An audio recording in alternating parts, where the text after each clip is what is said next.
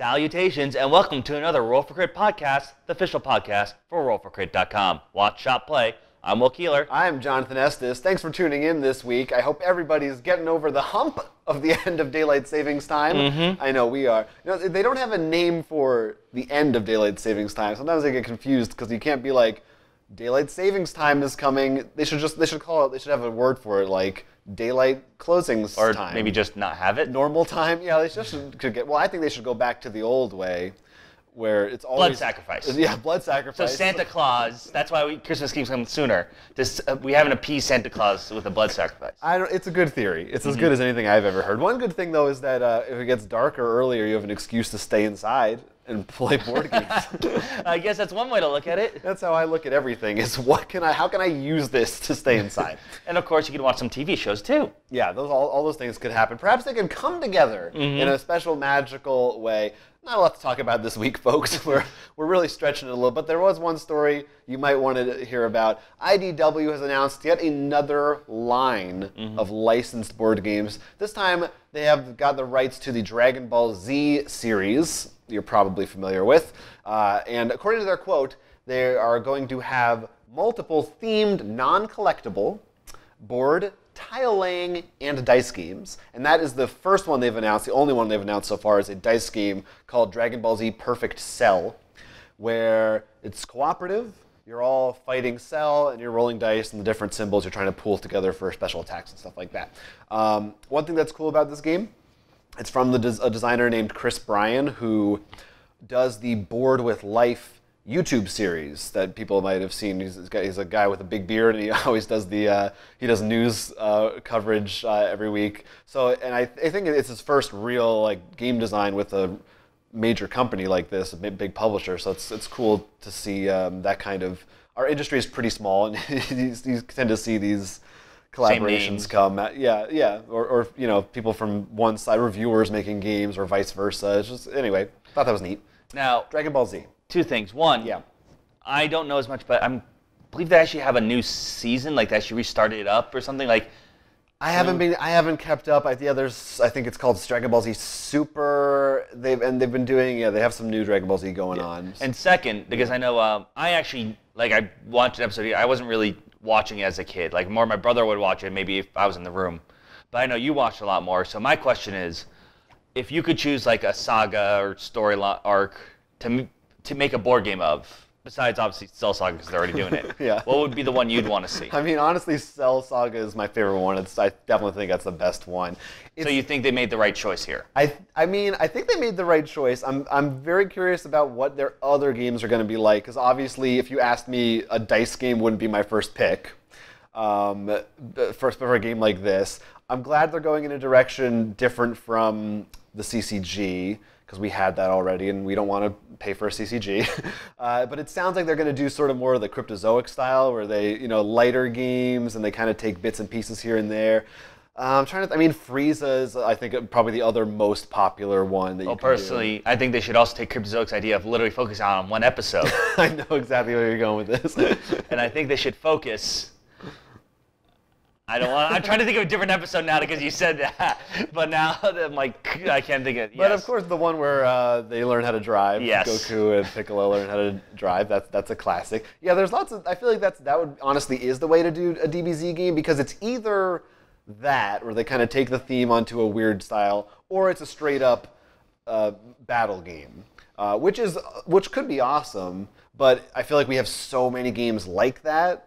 I don't know if they could really find a way to make it really... And it's also hard with Dragon Ball Z because the characters are so stupidly overpowered that...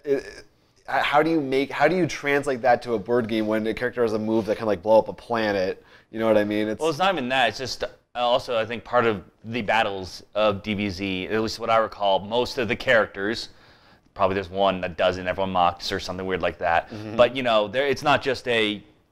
on the ground fight back and forth. It's up, down, left. They're flying all over the place kind of deal. That's true. You need that Z-axis magnet game that was on Kickstarter a while ago. But a good thing about a board game is turn-based. For Dragon Ball Z, analysis paralysis is not a problem, because it's more thematic if you stretch it out over a really long period of time. Everyone, you just Well, another fun thing is we're starting to see a lot more of the Shonen Jump. Obviously, those would be the first ones to cross the line, I think, more into the board games. And there's definitely other series, not as big, obviously, but I would like to see, thinking of a big one, I think it would be hilarious for them to make, I think you remember, I'm totally blanking on the name of the kid who's the detective. Detective Conan. Thank you. Like if they made a Sherlock game like that. That would be great. Yeah, there's some good properties in there. I feel like there's a One Piece game maybe that exists somewhere, but if not, sure there is. More stuff like that would be good. It seems like a missed opportunity. There's no Yu-Gi-Oh game. No, I'm just kidding. But I mean, yeah, stretching out from there. I mean, I know at least one anime made my list of when we said top 10 properties. I can't remember if one made yours. Unless I said Avatar and you count that. But otherwise, but Dragon Ball Z is up there. It's one of those ones that I would like to see more. There's so much stuff. It is, I'd argue, one of the flagship animes. And there's a reason why Goku, like for the Japan Olympics, is one of, like, they made them the ambassadors. I think like Mario, and they voted on like Naruto versus Pikachu or something like that.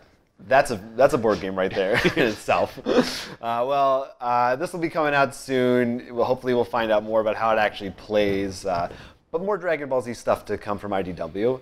And I'm sure they're not done with those licenses yet. Yeah, and there's probably a good chance that they'll appear on Kickstarter. Yeah, but we're not going to talk about Kickstarter yet. Oh, we're not? That's going to come a little bit later. First, we're going to talk about Reddit. Okay. Yeah, that segment's going to happen now, but we don't have a picture for it. Okay, I misunderstood. It's all right. We should get one. We don't rehearse. This is all on the fly. It's the real stuff right for you. So yeah, it's time for a segment that we sometimes call Reddit on Reddit. I thought maybe you'd say it, but you didn't. We have a few topics from the board game subreddit that we're going to take a look at and delve into and give our personal takes on. Starting with, here is one submitted by a user named Friends Habits Family, which I believe is a reference to a Modest Mouse lyric, which is cool. The question for you, for all of us, thread title, what have been your walking out of the theater moments in board gaming? Almost everyone has a story about the movie that was so bad they had to walk out because they couldn't take it anymore. What games have inspired you or your group to say, this isn't working, and made you abandon the table mid-game? Has this ever happened to us, or you individually? Because I'm not sure if I can think of a time when that happened. I feel like even when a game is real bad, we almost always finish it, at least one game. Well, here's the thing. We're the same with movies. We're willing to sit through That's true. horrible movies. So I'm going to say for us, we're counting, I think probably because we feel the need to finish stuff. Like even... Like, I think this is also related to how, like, let's say a video game comes out, like the fourth in the series.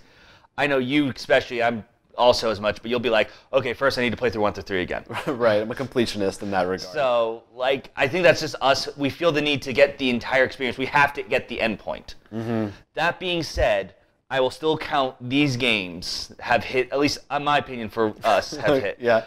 First one that comes to mind, Bears vs. Babies. Yeah. I was very close to just leaving, but we did finish Bears vs. Babies. Next one, which is hilarious because we continue to play it, Nightmare. Yeah, pretty bad. That's one you're actually encouraged to stop it at the midpoint if you're a good enough player. That's the goal of the game, is to stop playing. We were only lucky enough this year to be able to grab 4. Yeah. But I'm sure we won't be so lucky next year. Yeah. What are some games that you... Well, I was going to say this almost counts is Eclipse, which we did stop playing technically halfway through. Not really because it was bad, but just because there was like 3 hours left and we knew who was going to win already. That's one of the only times I can really think of actually not finishing a game. Yeah, I think there's one. I can't remember what game. We stopped playing Monopoly. Monopoly is the one game I think that we actually walked away from. But assuming that we didn't, I think there are 2 that we stopped and started over because we learned we were playing it wrong, but I don't count that. Yeah. And Eclipse, it feels really weird because the ones I said before and that, I feel like we're like, no one was having fun. Yeah. When that, I just felt like it was just because who we are, and it's not the game I want to blame as much. Yeah. I mean, yeah, no, I'm saying it definitely, we didn't stop playing like this is just unplayable, even though I was miserable. It was just a situation where we actually did stop playing halfway through. All right, so I thought that was interesting. Next up. I am curious because I don't think I've ever seen anyone actually walk out of a theater. So I want to know how often that happens. Yeah, tell us both. Who cares? Who cares what we talk about on this show? Fast Track XF had a Reddit thread called Narrating Your Moves. Said, I'm very much in favor of narrating my actions whenever I take my turn. I actively try to get my son to do it, and I've gotten to the point where it feels odd when I take a turn in silence. It helps you keep track of what you're doing, and it shows other players you aren't making a mistake. What's everyone's take on this? Do you do this? Does it bother people when you do this? Something I'd never really thought about before, but I think everybody in our group kind of just instinctively does do this usually when we play games. It depends. There's 3 things that can happen. There's A, you narrate in a more jokey sense, and that's usually because everyone's relaxed, you're not worried too much what's going to happen, and maybe the game sort of facilitates that somehow. Mm-hmm. B, there's the silent thing. That's usually when you can autopilot it. This will usually happen, for example, in the DC deck building game, like da-da-da, all right, 8 power. It's just like maybe you say one thing, but it's usually silent. Right. And the final one, though, will usually happen more in a worker placement game. And this is because it'll be like, for example, at least for me, I don't know everyone else, but it'd be like, all right, I'm putting him here. I spend this to move this here. Like, it's almost I'm saying it so everyone sees what I'm doing and can be like, no, that's illegal. Right. Like, it's more of I'm afraid and I need everyone to proofread my turn. Yeah, well, and sometimes it's also in more complicated games, you don't want to narrate as much if you don't want to give away your strategy, maybe. Right. There's maybe a line well, crossing that's the other quiet one I forgot to mention. But usually that's because like you're very confident. You're just like. Or you're terrified. You're like, if someone finds out what I'm doing. Well, I mean, like you're confident in terms of you know what you're doing. Usually a lot of the verbal comes from, please double check me. I'm not cheating. I don't mean to. I swear. It's also, I think, something maybe we have picked up more from recording our games, because if you're doing it for an audience, you have to let people know what you're doing. Mm-hmm. And sometimes I also will get annoyed if I realize, oh, it's my turn, and the person before me didn't say what they were doing. I'm like, hold on, what did you just do? Because I wasn't paying attention. No, and that's what happens with the other silent turn. They'll be like, what'd you do? I'm like, I had 5 power. I just bought that. Right. Don't worry about it. It doesn't matter. So interesting subject. I wonder if there's people who always just play their games in silence. I don't know. And then here's one that you found that was interesting. It's kind of 2 threads. There was one called, It's Easier to Make Gamers into Friends Than Friends into Gamers, submitted by Infinite Square Whale. And then a user named Calvinized made the response topic to it. It's all about how they found that their friends, they couldn't get into board games, so they had more luck going out into the world and going to game shops and meetups and meeting people who already played board games into. There were really long posts. You can go read them all yourself if you want. They're very interesting. But what spoke to you about these? I mean, it made total sense because I was thinking about how not even just with your friends, like with family, sometimes you'd be like, I'm never going to play a game with them. When I tried to teach them something that's more basic than tic-tac-toe, their eyes just glaze over. I feel like in our case, I think we've been mostly successful. I'd say friends. I'd say we have an unusually high success rate. We are also a nerdier. Are there people who don't have as nerdy friends groups, maybe? Or? No, it could be that, but I think it's also along the lines of our group is small, first of all. And even though we've committed some, I feel like there are some people in our group who are they really are they'd rather, if given the option of we play Kemet, for example, complicated sort of board placement, or Mario Kart, they're gonna choose Mario Kart. Yeah, that's fair. Yeah, there's definitely the groups of the heavier and the lighter. We have a joke of when we choose, and I think we see that in the video game side too. I noticed some of our friends will have stopped recently playing certain video games with us, the more competitive video games. Mm-hmm. So I think that sort of is the same thing here. Yeah. It's definitely something to realize, and it depends on your personality too, because God bless us for being this lucky, because I don't know about you, but I like having maybe just 4 friends. And going out into the world is definitely a challenge for me on those social meetings. It's tough out there. Yeah, I don't know. I think we've talked about this before. If we moved somewhere new, if we could, it's hard to like just make brand new friends to play board games with, especially because board games are a great icebreaker, but they're also so inherently social right off the bat that it can be hard to want to like do that with a stranger. It depends on the game and your personality. Yeah, it's partly for me because I'm always like going back to the talking out your turn, a silent turn. Like everyone has this small, like not just for board games. This is any kind of social event. There's sort of the social rules, which are some may argue even more heinous to break than like actual rules of like, and you really got to feel out people what they're okay with, what they're not, like what kinds of games they like. Are people okay with you being like, oh, hold on, I screwed up. Can I just rearrange this really quickly? Yeah. Kind of deal, and Yeah. Yeah. Interesting food for thought. Finally, there's one more post real quick that I wanted to highlight from Reddit, from user World Shapers. It's called Board Game Podcast Suggestions, ? And it's got about 76 comments, people suggesting board game podcasts, and nobody suggested ours. So I just wanted to say shame on all of you. Go on Reddit and please shill for us. Or just be like, it's cool that you like the cool underground podcast that nobody's ever heard of. Now, you know what? What do you think we should do next? All right, we're going to focus on Jonathan's t-shirt. Oh, no. Zoom flume. No, we're actually going to do some Kickstarters. Kickstarter Pickstarters that we liked. First up, I love the looks of this one, Echidna Shuffle. It's not a red echidna. No, this one's not punching. So what is this doing? This is actually more of a family kids game. Like this definitely is the one you want to look at if you have like very young kids. It's more of a basic, simple one, but it still looked a lot of fun, and also with the big toys and stuff, it looks very cute for a very nice price of $24. It kind of reminds me of look like the way Coconuts looks, very welcoming and fun 3D shapes. Pretty much, it's a board with a bunch of echidnas, and you're playing as one of the colored bugs, and you're actually all can control the echidnas, and you move them around. And what I also like, it's not just dice rolling, because you do roll a die first, and let's say you roll a 5. You put a marker on a little board in front of you that's 5, and you can move up echidnas up to 5 times. But then the next time you actually get the upper number. So it's not always. So there is a little planning you can do. It's not always just random luck of roll. That sounds like a good game to play with younger kids. Yeah, and look very bright and colorful. The kind of thing you'd want. Big pieces. A better alternative, something like Candyland that's just mindless garbage. I mean, come on, you get cute little echidnas. You get them. You get those echidnas. As you said, that it goes for only $24. So a good deal if you got youngins. Here's one for the kid at heart. You mean the heart you stole from the kid the other day? Obviously, naturally. This is called Dawn of Peacemakers. I keep wanting to say pacemakers, but that's not what it is. It's Dawn of Peacemakers. Sticking with the heart jokes. Yeah, I keep on a theme completely intentionally. This is a story-based, cooperative, campaign-driven game.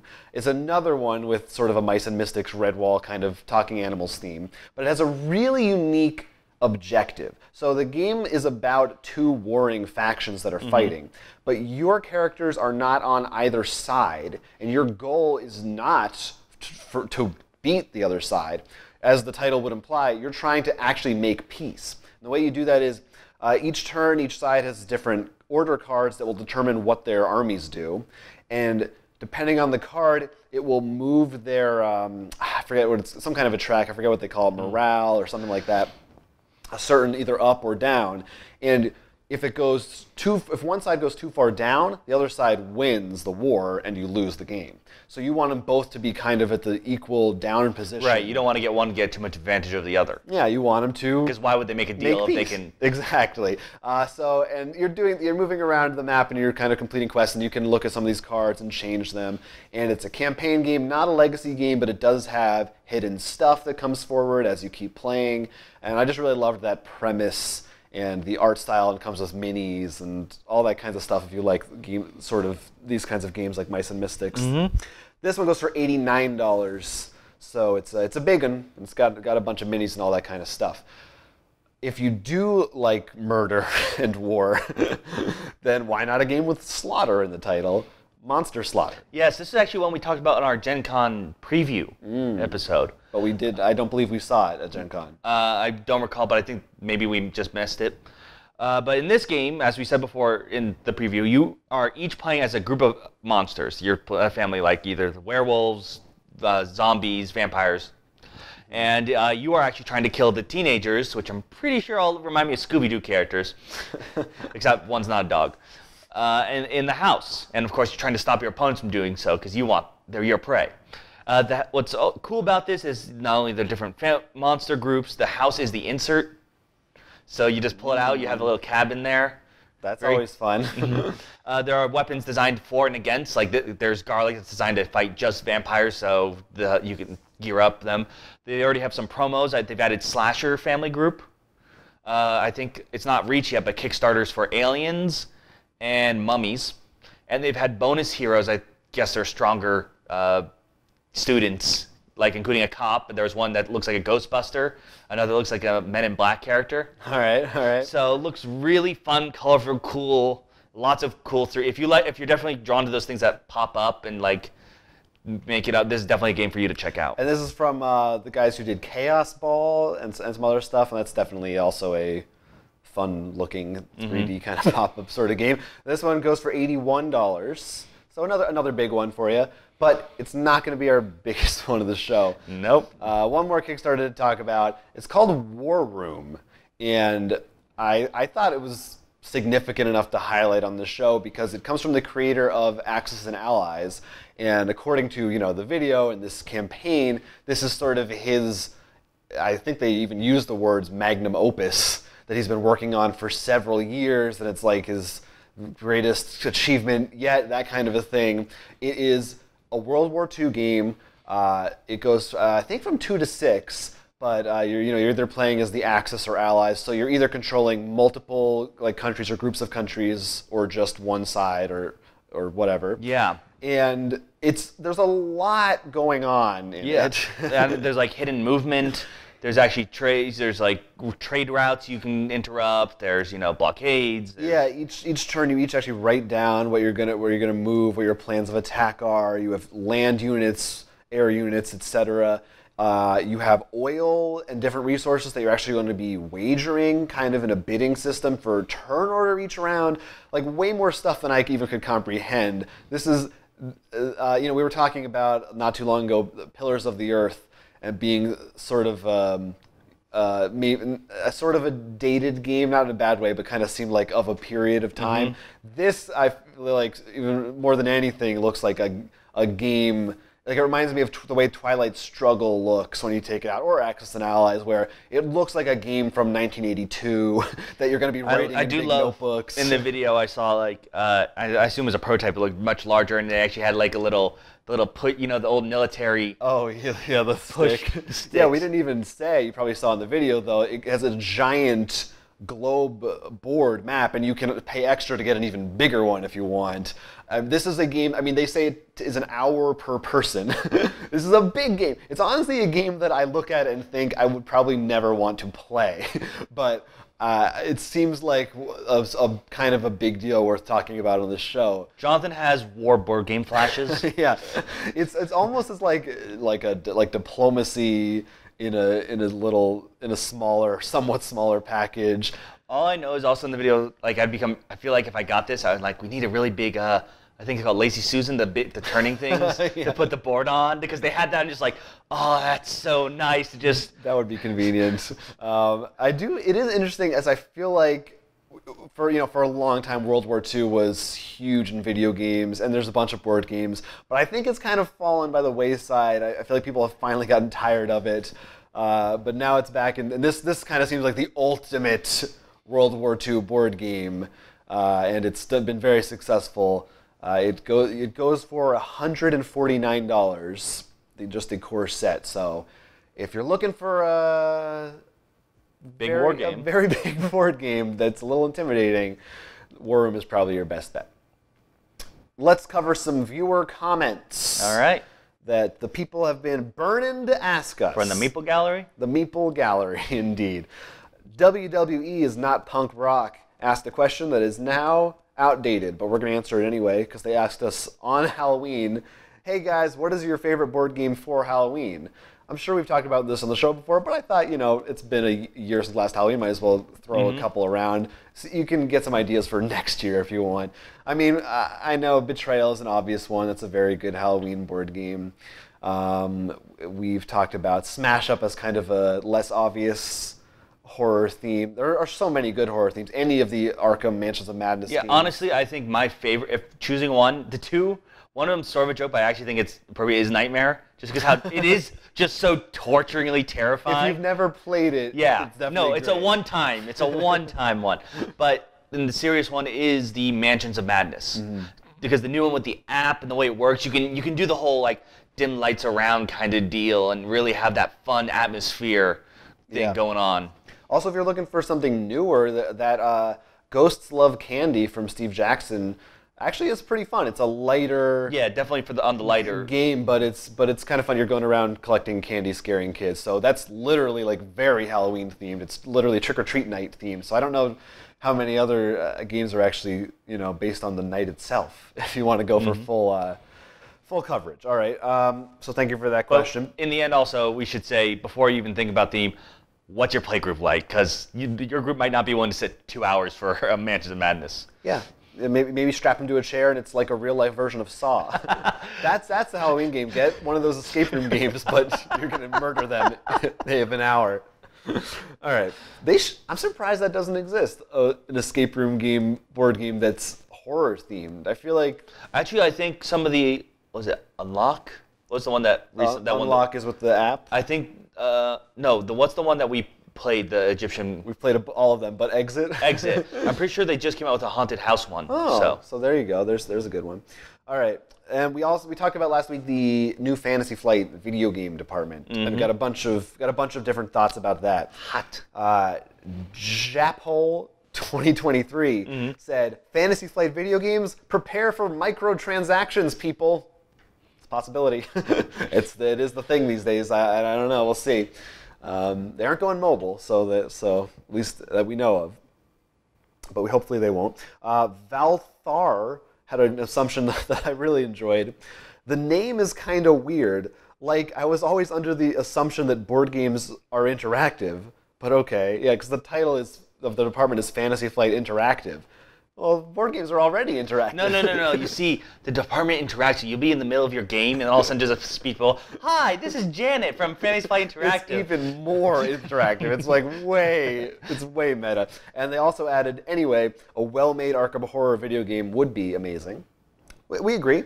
And perhaps it's a big old blunder from us. Big old blunder. Big old blunder. Blender or blunder? A little both.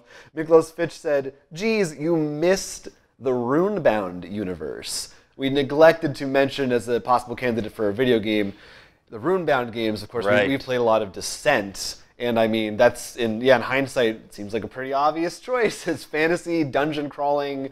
I could see maybe I could see an RPG. I could also see kind of a Diablo-like game. No, but yeah, in the end, I think that's why. Well, who was our first commenter again? Our first commenter was Japhole 2023. I completely understand and understand those fears because we are seeing that outside the mobile now. We're seeing, what were the last games? The Lord of the Rings game, the Star Wars game, but that was in beta, so I'm not as. They might change. But that's also EA. Yeah, it's happening. So and Fantasy Flight, I can definitely see them doing it. I mean, you might argue they've already started it with their app games, sort of. That's not as heinous, I think, as the other paid DLC, not really microtransactions. It's a thin line. Go on. So that's hoping to God that they don't follow that route. But out of all the game companies, we said that, including the Runebound one, they have universes. And those are definitely the best places for those games because it means lore has been made and put in there, and hopefully they actually pull from it and use it. Lots of lore. I would love a Splig spin-off standalone game. Yes. A whole series, just like Sonic. Splig. Yeah, I'd love it. Splig in the Black Knight. I want to be my necromancer and get skeletons. Anyway, so that's a great suggestion. Thanks for those comments. All right. Some games you played. Yes. What did you play while I wasn't here? So I'm not going to be able to talk about these at all. So this is one that I've sort of been avoiding the table because my friend also got it. I've been waiting for him to learn it because I'm lazy. But I finally learned it and we played it, and it was Swinging Jivecat Voodoo Lounge. So pretty much it's trying to get points by meeting and breaking friendships with people to try to get with the coolest people in the room. And it's alcohol themed in some way, right? In some way. Because each card has an actual, in addition to an ability, it tells you how to actually make a drink. We did not drink during this. Too bad. Yeah. Probably would not have ended well. All right. But, so the game itself is pretty much, I want to call it territory control. You're pretty much controlling chips on different people to get different abilities, or trying to get, like the first one to get all 4 people here, or get points and block people off. You're not trying to like do it to each other. You're trying to get on board controlled players, people. Yes and no. Okay. Because you can wall people off by getting a area in front of them, so there is a sort of take that kind of deal. Okay. But it's also like there'll be cards that say first person to capture these 4 pirate characters gets this card with ability and stuff and things like that. So it's definitely not really direct at you, but you sort of do that. Mm-hmm. And if you play 2 to 3 players, which we did, the staff also start controlling the board and shrinking it as well. Oh, okay. All right. So overall, did you like it? Yeah, it's definitely a game where you could drink and still have fun, so it's not too complicated. It's not like super competitive. We got aggressive, I should say. You can get very aggressive. Okay, we did. In our game, we had 2 of us got very aggressive at each other, which allowed the third person to just win by slaughter. It's always fun. I just like the name. Yeah, the name is fantastic. But it always makes you think of And the art's great too, because it's all just party people and weird outfits and stuff. Hey, party people. Now, this is from Daily Magic Games. We also played for the first time, finally, their other game, Valeria Card Kingdoms, which we played the 2 spin-off games first and then went back to this one, so which is not most people's experience, probably. But so it was interesting playing in reverse and being like, oh, all these like smaller components and ideas that I remember from the spin-offs are in this sort of larger zone, which actually still didn't feel like super large. It's not none of them are very complicated. Yeah, I definitely had a lot of fun. Don't want to play that more because that has more module stuff. There was a thing that happens if certain piles, exhaust piles come out, and I put in one of the bonus packs, which was Undead Zombies, Samurai Zombies, which didn't come out. I was disappointed because it's so fun. But definitely, it was definitely a lot of fun, and would love to play again. It's a dice engine game, which is fun. Yeah, dice engine. If you're familiar with, it's kind of like Machikoro, very similar kind of thing where you're always engaged, whether it's your turn or not. Yeah, and I always just love the idea of an engine thing, because usually it's like, I mean, depending on which cards you can pull out, and especially like this, you can be like, oh, okay, I'm really relying on the lower numbers or the higher numbers, and you can have a lot of fun. It's fun to see yourself build up. Yeah. And in particular, that that build up rewards you on other people's turns too. And did I win? I feel like I won. Matt won, I thought. I don't think so. I don't think that happened. Okay, I guess you won. History is written by me. It doesn't matter if I'm the winner now because I said it. He can't dispute it. He's not on this show. All right. Now, finally, you played this other game I didn't play. Fun story. There is a promo card for Spirits of the Rice Paddy in Swinging Jivecat Voodoo Lounge. Oh. And you actually have played another game by them. Okay. The Great Dinosaur Hunt. The Great Dinosaur Rush. Is that what it is? Rush. The Great Dinosaur Rush. Which has a promo card in this by them. And it's interesting because playing the 2, this one versus this one, different designer, but when playing the 2, because you have played the Dino Rush. The Dino Rush, you would argue, well, it's fun. It's definitely on the lighter side, having fun, making weird skeleton stuff. This, I'd argue, is the opposite. It's very, you will have to be thinking like 4 turns ahead. I think you sent me a picture of your brother on game night with, I think this was the game that was set up. Yes, it was. And I remember I looked at it. I didn't know what game it was from, but I could see his board, and it looked like Agricola, kind of like something. Yeah. It looked like something very Euro and scary. The way the game Which works, I wouldn't think from the cover of this game. Yeah, the way the game works is, and first of all, it has this lovely boards with inlets so you can like the pieces fit in. Love it. But you're rice farmers and you're going to be building different paddies. But the thing is, you know, for things to grow, water needs to come in. So you're going to be taking water tiles, flowing them in. Irrigation system. But then you also have to have the water flow out for you to harvest them. So it's a combination of balancing your water in and out, planting things, getting rid of pests and weeds. Where do the spirits come in? Are there spirits? There are. You draft in the beginning and midway through the game. 3 cards in each one. And you go around the table and you get them. And they'll have different abilities. They also have a number on them. At the end of each turn you'll be playing a spirit. Then you look at everyone's spirits, and whoever has you look at each person's highest number they have. So the first round will have spirits 1 through 20. Second one, 21 through 40. So if you play 20, which is a really strong ability, because you have the highest number, you're always last until the 21 and 40 hit. So that's really dangerous because whoever's first is the one who gets first dibs at water. So you may not get any water. So it becomes this big balance of like, how can I use this ability? Maybe I should play my low ones first, or I have a way to get around. So between there's what is it? A total of 40 spirits, or depends on total of 40 spirits, and they each have their unique ability. Yes. And you have a hand of them at the beginning. Yeah, because you draft 3. And each turn you're playing 1. Okay. And some of them are one time, very few, but most of them are like every turn gain this. So some of them are like, I do want to play this early because every turn I want to gain 5 rice, which is your money and also your victory points. Are they little rice? No, they're pieces? little circles. Close enough. I've already you can use real rice. I probably could, but this game can become really complicated because if you are off by which happened to me, I miscounted something by 1 turn and lost 150 points. That's a snitch. You lost this golden snitch's worth of points. That's so this is one of those games where you could really if you make one mistake in something. What were the final scores like? My brother ended somewhere over 200. Garrett was 170, I believe, and I was I think 40. So you really lost all your points. Mm-hmm. Wow. And what's funny is Rondo plays. Oh yeah, Rado runs through, etc. I think had a suggestion of removing these cards. They're the more player aggressive cards, which one of them was in play with us, but I feel was not the most devastating card. The most devastating card was one that will let you look through there's achievements you can earn one time. So there's also a race for achievements, which is important because let's say one of the achievements was first person to get 4 cattle, and we both got on the same turn.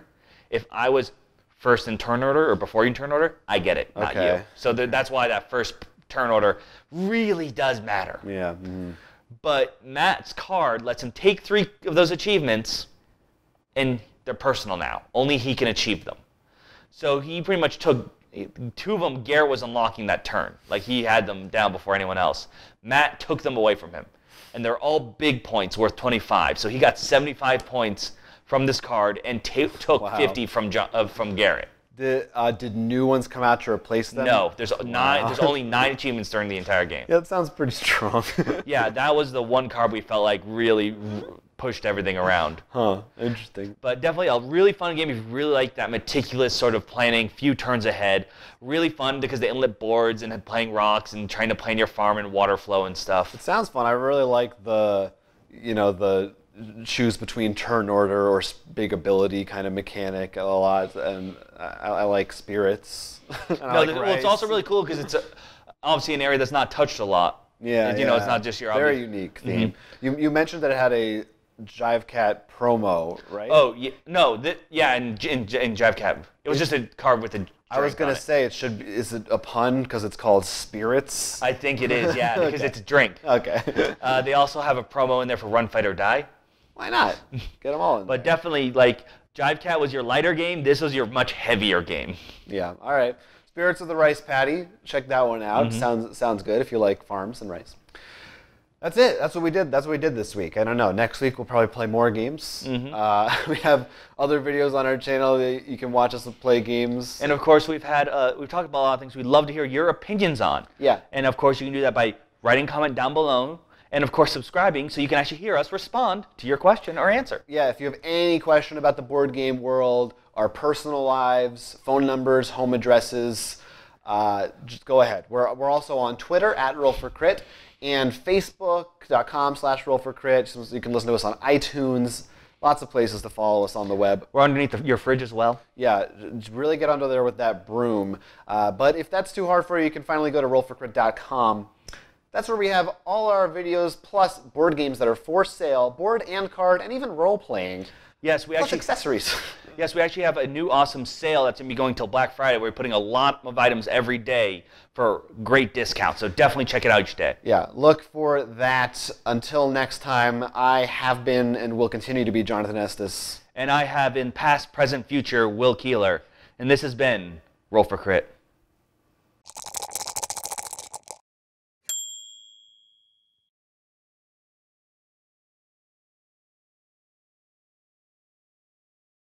Has that How's Daylight Saving Time ending affected your life?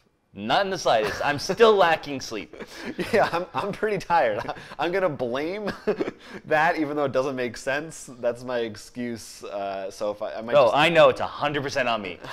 I'm just a terrible person. I may want to just take a nap. But as we also know, because of that, it means we're also in the Christmas season. Yeah, oh yeah. There's lots of goodies coming up for November, right? December, holiday-wise. Christmas? There's no other holiday. I think that's the only one holiday, right? that I know of. Unless I wouldn't war against Christmas. Well, shit. When did that turn over? I think it said this at the beginning. Had a whole conversation, for Christ's sake. It's hard to force that kind of small talk.